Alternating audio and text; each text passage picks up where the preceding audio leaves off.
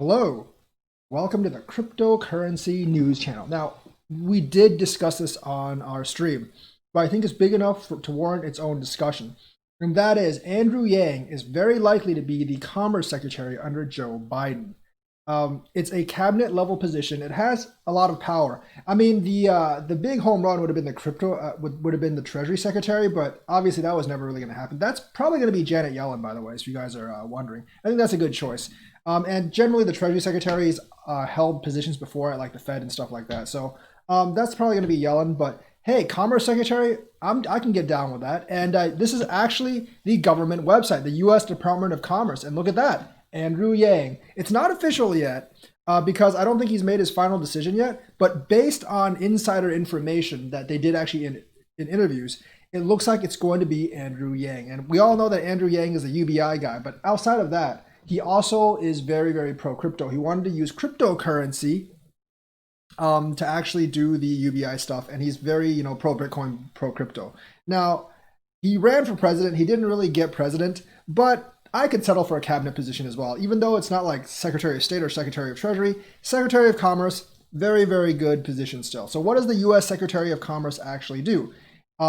They support American businesses in the United States as well as overseas, promote U.S. exports and foreign trade, regulate the export of sensitive technologies and goods, circulating. So like it has a lot to do with trade, technologies, and like imports and exports, obviously, circulating economic studies and statistics that can be used by the public, businesses, and the government, gathering demographic and economic data that qualifies the well-being of the economy, implementing international trade agreements. So they might actually do a couple in cryptocurrency. I mean, like, I don't think the Secretary of Commerce actually sets any like monetary regulations, but it's a good start. Issuing trademarks and patents, supporting technological engineering and scientific research and development.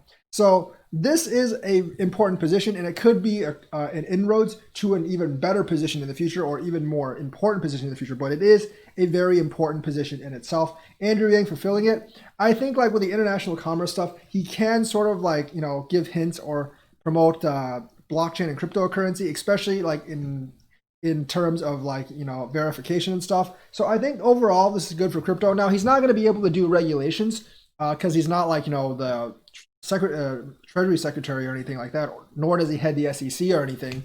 But that could actually be Hester Pierce, or it could be Gary Gensler, one of those two.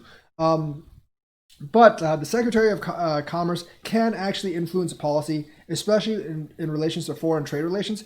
As for Andrew Yang himself, I don't think outside of UBI and the crypto stuff, I don't think he's actually all that liberal about basically commerce and trade policy. I think he's going to be like middle of the line, basically.